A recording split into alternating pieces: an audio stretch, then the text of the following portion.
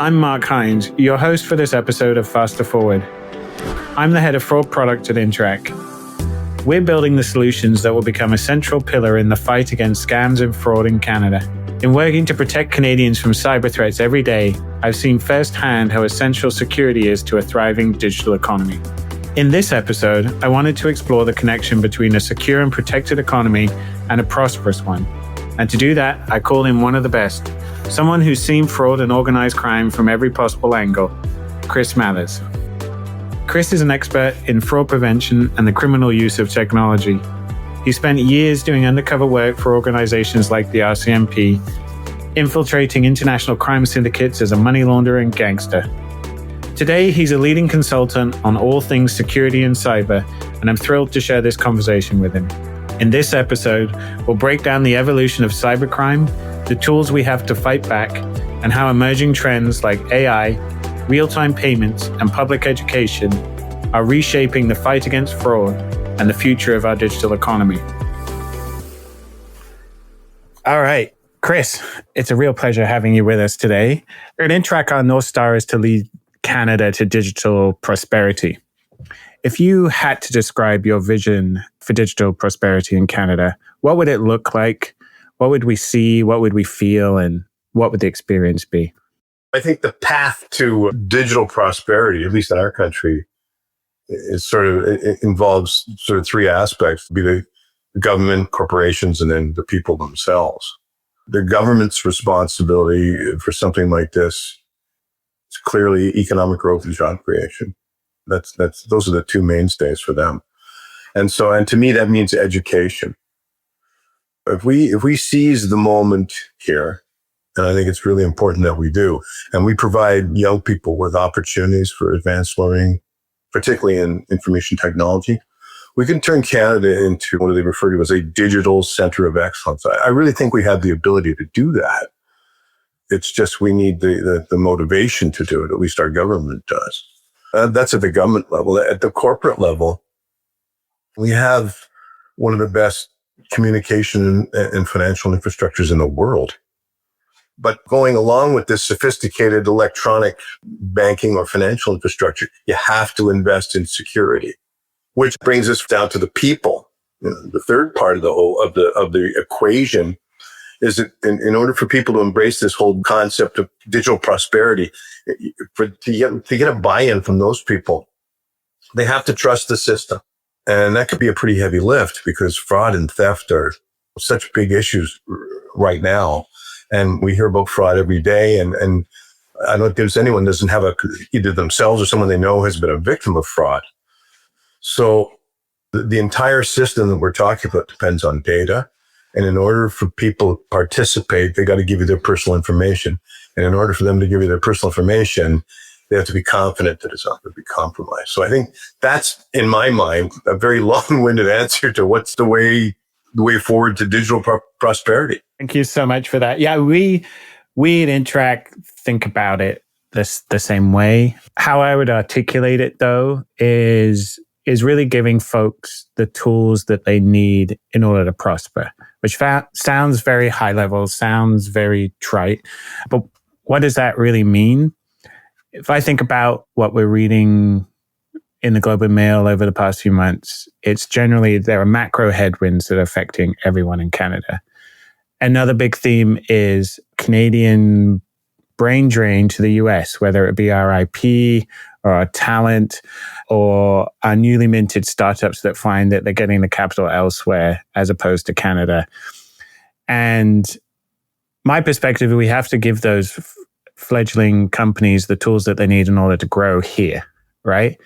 And having been in a similar situation myself, having reliable basics like secure real-time payments or fraud systems that keep our systems safe or identity platforms that scale, those are key things that we need to be giving small businesses and startups in particular if we're going to give them a fighting chance to start here, to grow here, and to maintain all of that intellectual capital that right now we struggle to keep. But when it comes to fraud and security, few people have seen the inner workings of organized crime like you have. What has your experience taught you about the evolution of cyber threats today? You've moved from covert fieldwork to high-level advisory and strategy. And what's your perspective on risk and protection now that we're moving to a truly digital age? Well, curiously, my perception of it hasn't changed all that much. And the point I always make when I'm speaking is there are no new crimes. There just aren't. You can't invent any new crimes. What we're getting is old school crimes dressed up and being delivered to the consumer / victim using technology. The technology is allowing criminals to reach their victims in a more unique and personal way, and typically from the other side of the world, which makes it even more challenging because how do you enforce it when the perpetrator's in a different jurisdiction? But the tactics for addressing risk, crime specifically, have to keep pace with the technology, and I think that's the challenge for organizations. The other problem that I always refer to is that honest people think everyone is honest. And the majority of your customers are just regular Canadians, regular honest people, nice people who think that everyone is nice. And the reality is they're not. And people's weaknesses, and trust can be a weakness in this particular forum. People's weaknesses don't go unnoticed by those who prey upon them. And there's much more opportunity these days for interact with potential victims because everyone is on their computer. Everyone is on their phone. There's so many other ways of contacting people, which didn't exist before the advent of the digital age. So it's a real bull market for criminals right now. I watch the way financial institutions are keeping up. And in Canada, we have the advantage of having huge banks with big infrastructure and very serious cybersecurity guys.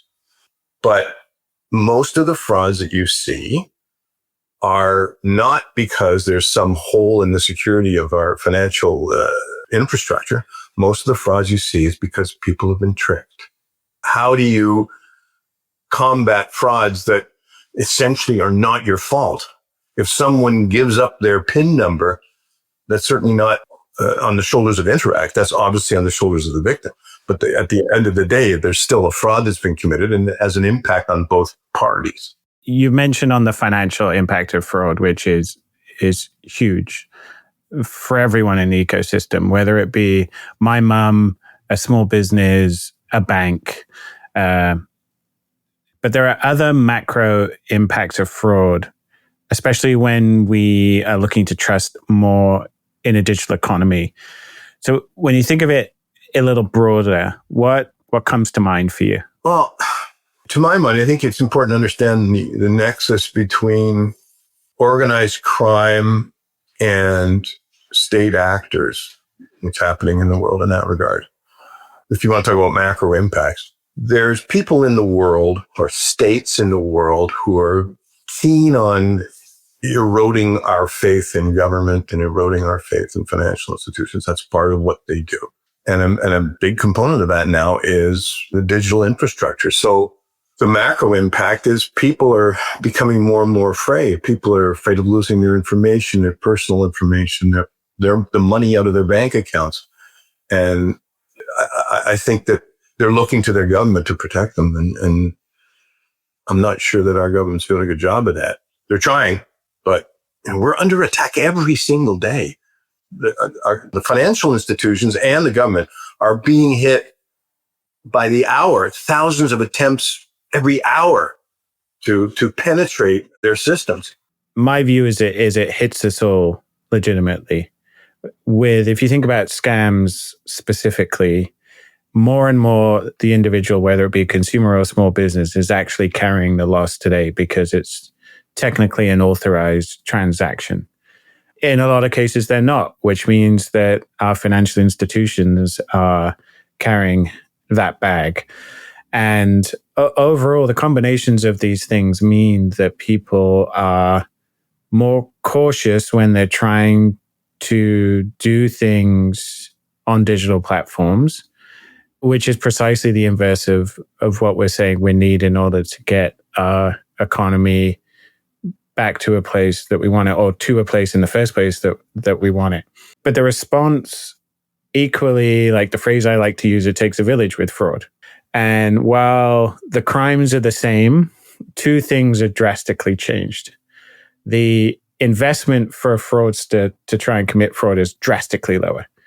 There are websites now that you can go to. In the good old days, you used to have to hire an engineer to actually create a fake version of the banking website. And it was always pretty poor because you can't really recruit the best talent. Now I won't say the names on a podcast, but there are some famous names out there that you can go to and pay $100 and get a very good replica of a bank website. It can even spin you up the infrastructure to make the calls. And all of a sudden you have your own. Part of me is very tempted to do it myself just to see how easy it is.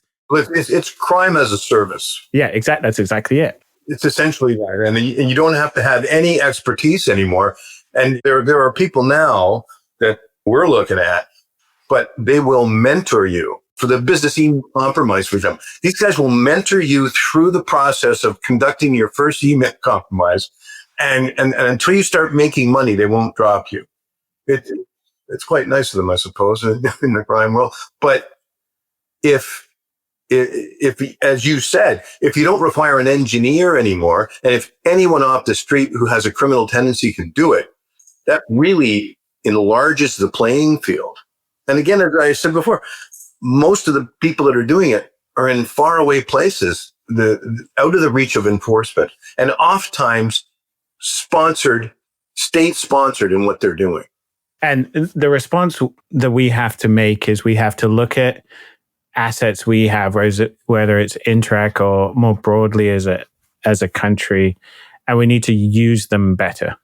We have a unique access to a lot of payment data, and we can use that to much, much greater effect, which is the whole reason I have my new job and I'm having fun building a whole load of new cool fraud features. But all joking aside, it's if we don't do it and switch on a new real-time system, we are going to see those losses increase even more as a bunch of other countries that did the same thing without sufficient fraud controls saw a massive peak and had to then reel back the launch of a system that's supposed to enable growth. We need to constantly educate people to the threats because they're changing every day. And the other challenge with an aging population, they're a lot more vulnerable to frauds. And I see that a lot, particularly as related to this line of credit scam that they're running through the banks, which mostly occurring on elderly people. I'm actually prepping like a talk for our company. And my introduction is all the true story about how my mum got scammed by someone that was able to download a VPN onto her computer. And she only realized halfway through.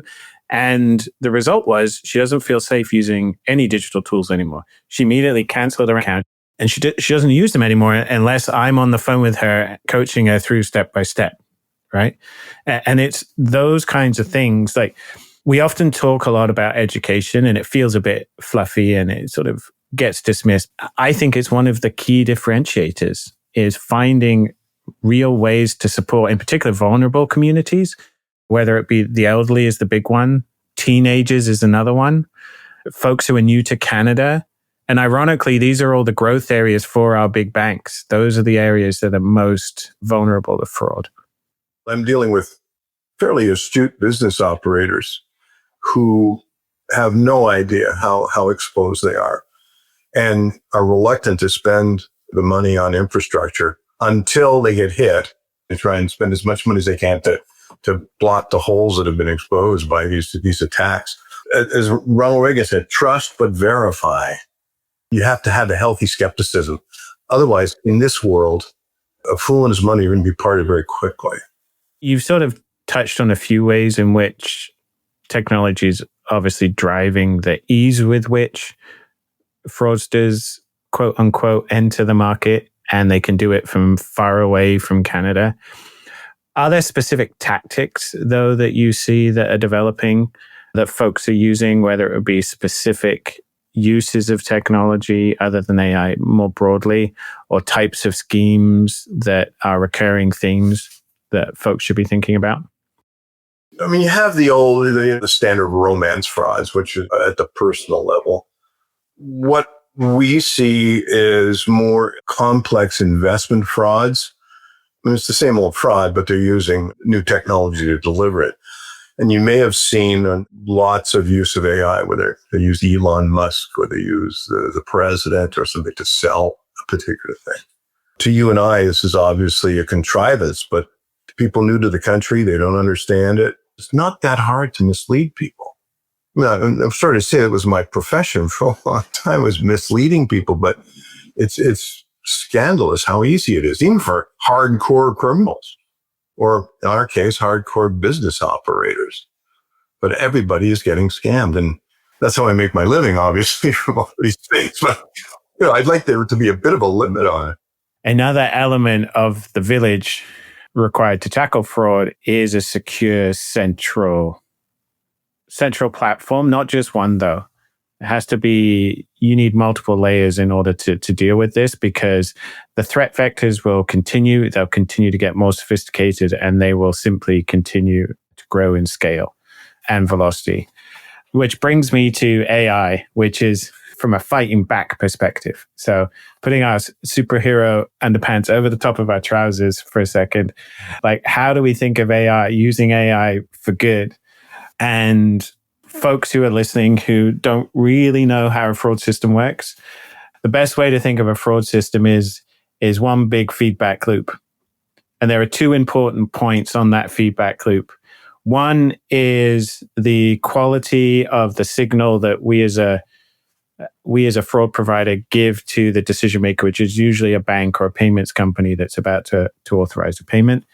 And then the second one that people don't spend enough time on is the feedback loop from that entity, confirming whether or not suspected fraud is in fact fraud, or is not fraud, or is a different kind of scam, whatever it might be. And AI comes into that loop two ways. One is you can use AI to improve the signals that you're giving the bank or the payment company. So it can't tell you for sure, but it can tell you 95, 98%, I think this is a scam. And what that does is it picks up on all of these subtle patterns that exist that deterministic rules can't. So that's number one. Number two on the feedback loop is you need people often to confirm whether something is fraud. And that's a very resource heavy area. So to hire new fraud analysts, to constantly hire new people to address this gets very expensive very quickly. And sometimes the return on investment doesn't make sense. And that is where AI can be used to really automate some of those processes. It has two big benefits, right? One is it helps scale everybody up to your best employee. How does that work? Is as your best employees are training the system, all of your employees are benefiting from that feedback. So it's a way of upskilling everyone and moving to like the really gnarly, difficult problems that you need a human and human intellect to solve with the extra data that the system is giving you. The AI has seen every single case and remembers it immediately. It knows every possible permutation and combination of the fraud and can say, yes, this is quite possibly a scam for the following reasons. It takes away a lot of the work for the people who are looking at the exception reports. And so AI is going to do the lion's share of the work. But I think part and parcel of this whole thing, in this country, we have a preoccupation with privacy. I'd like to ask anybody out there in the listening public, if any of you who are not a criminal have benefited from the Privacy Act, I'd like to meet you. So in this country, I think what we need is, look, they're doing it in the UK, national identity card. They're rolling it out now for a different reason, for immigration issues, but a national identity program that's biometric based and AI supported, hopefully, That type of technology is the type of thing that we should employ to reduce the incidences of fraud. And the bad guys are using AI. We have to use it too. It's teaching them how to defraud people. If the country was that center of excellence, we'd be leading the way in this. Now we have a bunch of silos of very, very capable people across the country that can do this stuff. But we need more bodies. We need more human beings, surprisingly, but we do. Now you can have a fraud analyst that has all of this information at his or her fingertips. I agree with you. At this discussion I was talking about yesterday, privacy and data was a big topic. And how I think about it as a recovering lawyer, not a lawyer anymore, is there are really three layers to it. So one is our privacy legislation is difficult to implement at scale because it's consent-based. So if you talk to all of our banks who are very protective of their data on behalf of their customers, which they should be, they really narrow in on a constantly repeating need to regain consent, which when you're dealing with fraud and when you're dealing with real-time systems, that becomes very difficult to implement at scale. But we don't have the legislation like they do in the EU to take a principled approach that is not consent-driven. So that's number one, is you have this foundational legislation layer. The second one is at a standards layer. So what does that mean for folks who are sort of following agentic AI in the US? There are a whole bunch of companies. Google and PayPal just announced a standard for how it will work. Anthropic has another one. Swift has just released another one. And the reason why they're focused on that is because all these systems need to talk to each other in a standard way. It's the same as the internet, right? And that is the second big enabler of these systems working, which we don't really have right now. And is why way at the beginning when I was talking about tools to enable new companies in particular, is if you have a reliable ID system that you can plug into that gives you scale of the whole economy safely, you can focus on all the rest of the value of your company. Whereas right now, I've experienced it, folks spend way too long and too much money in these new companies than they have, just worrying about making sure it's Mark Hines who's signing up to use your new travel platform, right? So completely agree. We have to, but there's an education part there too, an education component to that. In this country, the public's just browbeaten when it comes to security, privacy of their data. What we have to do is educate these people so that they're not afraid of this national identity card. This is to protect you, right? You're going to buy something from someone. You're going to sell something to someone. You want to make sure that it's the person that they're purporting to be. And using artificial intelligence, we can develop systems that will be, well, not foolproof, but close to it. Stuff that ultimately has to be looked at by a human being, though. And I think that's the key here.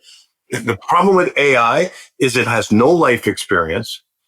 It has no compassion. It has no sympathy. It has nothing. It's Mr. Spock, man. It's just pure logic.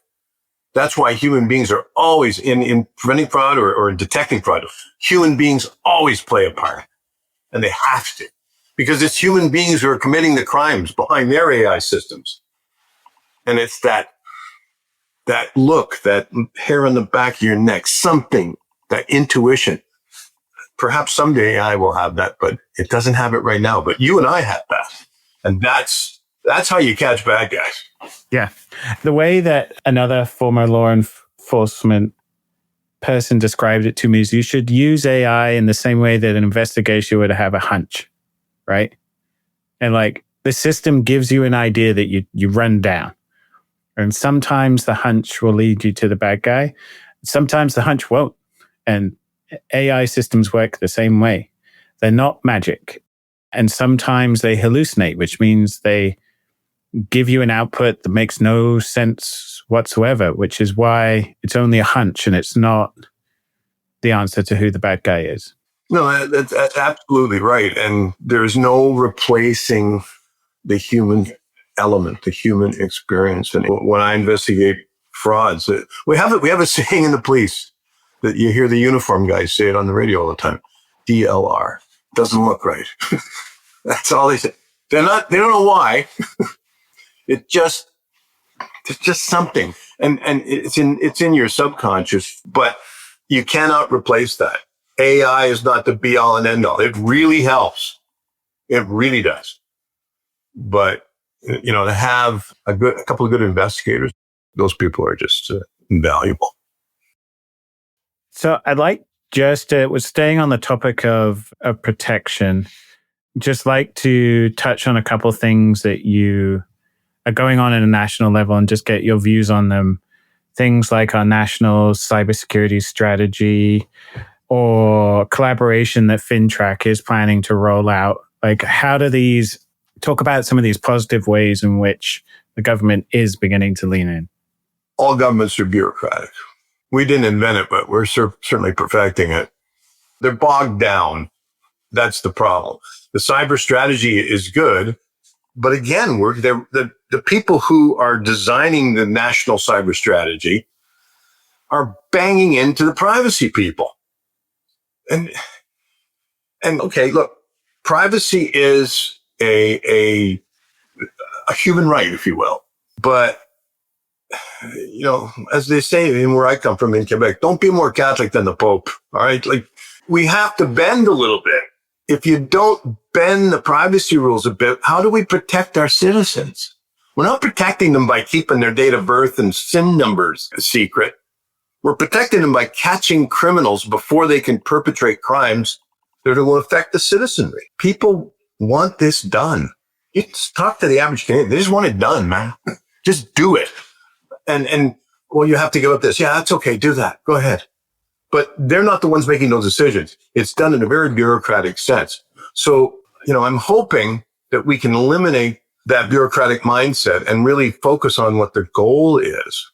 The cybersecurity strategy is the most important thing to our economic future. And AI plays a part in that. I don't think people understand how significant the AI is. I was listening to an interview that the president of Google, and he said that AI is as significant as the discovery of fire or the development of electricity. I mean, you think that through. It's pretty scary. So our government has to get a bunch of really smart people to sit down and say, okay, here's our strategy. Let's do it. And are we bumping into any privacy laws? Well, let's see if we can't work this out. Because I know for a fact that people who designed the privacy laws were good people who really thought we're going to get this done. It's going to help people. But somehow it went off the rails, I think. I think it's just old. Yeah, well, that's exactly. And what I mean by that is legislation, in particular, privacy and data legislation, needs to keep up. So we talk a lot about this hockey stick growth and development of technology we're in right now. And our legislation that underpins that, the bottom foundational layer in those three layers I mentioned, is getting further and further in our past.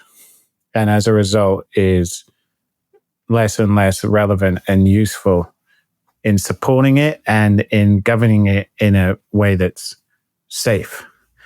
When I was still a lawyer, one of the funnier aspects of this is we have legislation in some provinces in Canada that deal with health data specifically. And it's very much drafted. You can see it in the way it's drafted as of a lawyer having the idea of a computer on a desk that's plugged into the wall and just exists on the desk. No concept of the cloud. So when cloud computing came into place, like the structure of the legislation just simply didn't work, and they had to change it. And I think you keep bumping into this same issue, and I think it's that's why I call it the foundational layer that needs to be addressed. But the other one, weirdly, is folks will knowingly give up information about themselves for marketing purposes if it means they'll get a free email address or if they'll get access to content they want to watch. But they're way more reticent to give up their data to fight crime. But my hypothesis is we just need a win. Like we need to find a way to show people that, look, if you let us do this, you win. You're more safe. You're more secure.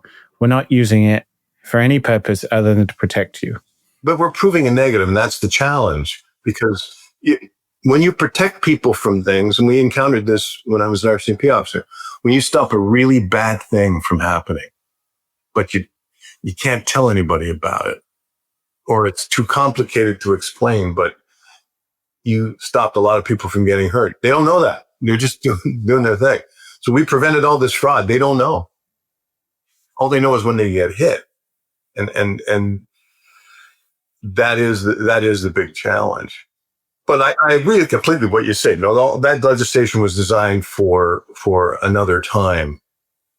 And we've got to get up into the 21st century. If we don't, we will fall behind very quickly. That proving the negative exists in a bunch of places in fraud, though. Like talking to folks who at larger institutions right now trying to find the money to invest in new fraud systems, specifically AI systems, building a business case to justify it gets really difficult when what you're actually is saving them for things that never happen, because they get difficult to measure. It's exactly the same concept you've just mentioned.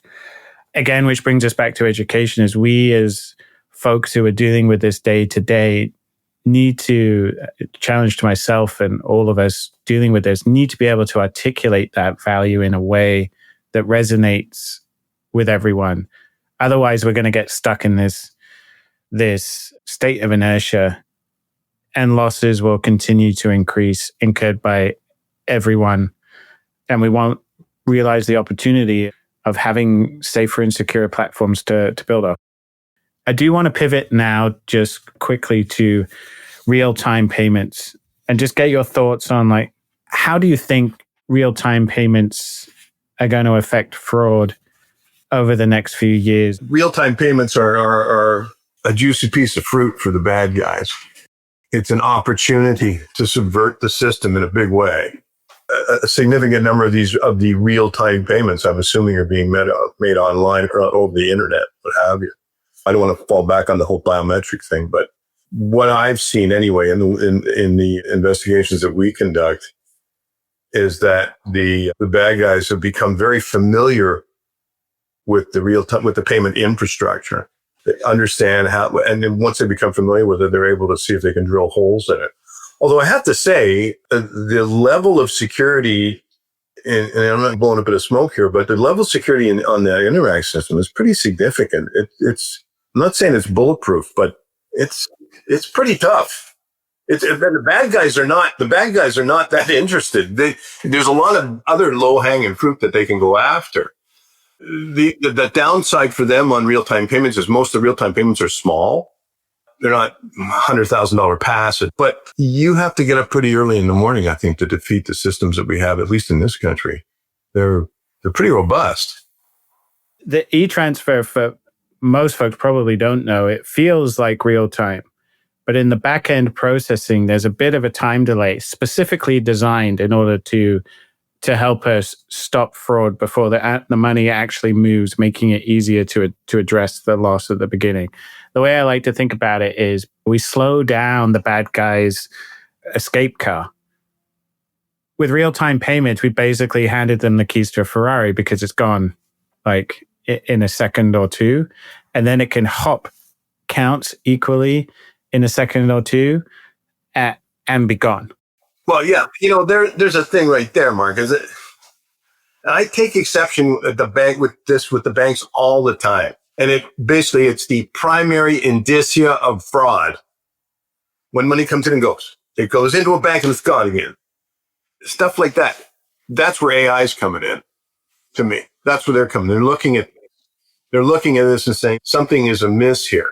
Human beings maybe don't catch it, or we're all human. We're all lazy and dumb sometimes.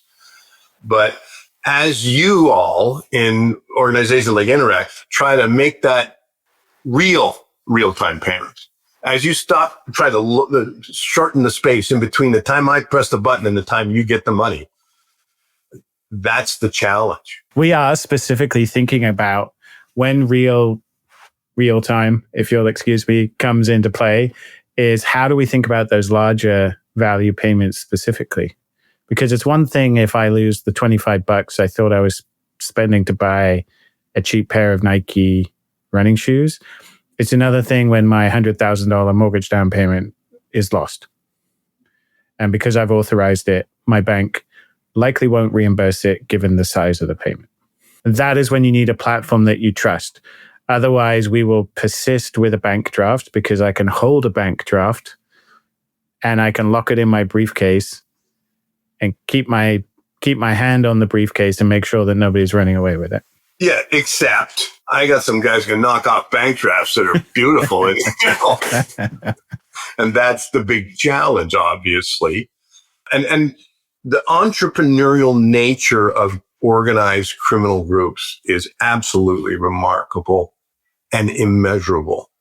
The way they do things, really, some of it is just fascinating how they prey on human behavior. All of this still, even using all of the technology, it's still preying on the weak link, which is humanity. The $100,000 real-time payment fraud, somebody made a mistake somewhere. Somebody got tricked somewhere. Someone's email or IT infrastructure got subverted and they were able to jump in. Someone went on Facebook and told everybody who'll listen that they were heading to Vancouver this weekend for their kid's soccer game. The bad guy said, oh, okay, now we can pretend to be him. Somebody made a mistake. That's how it goes every time. To wrap up then, if you were king for a day, what does an ideal system look like? What are some excellent examples that you've seen that work that we should be getting folks focused on? Ideal system. The ideal system only exists in my head. It's like the national security concept. If you can identify all the good people, all the known people, everybody else is a suspect. If you're walking up up Bay Street in Toronto and you get photographs probably every 10 seconds by a video camera. If we miss your face here, but we get it on the next block, oh yeah, that's Chris. Okay, fine. But if we don't get that face going up 6 or 7 blocks, you're obfuscating it or you're wearing a mask, then we want to look at you. Who are you? What are you doing here? And I think the same thing is going to have to apply for the perfect system. In the perfect system, we know who everyone is. Like we know our neighbors, like we know our family.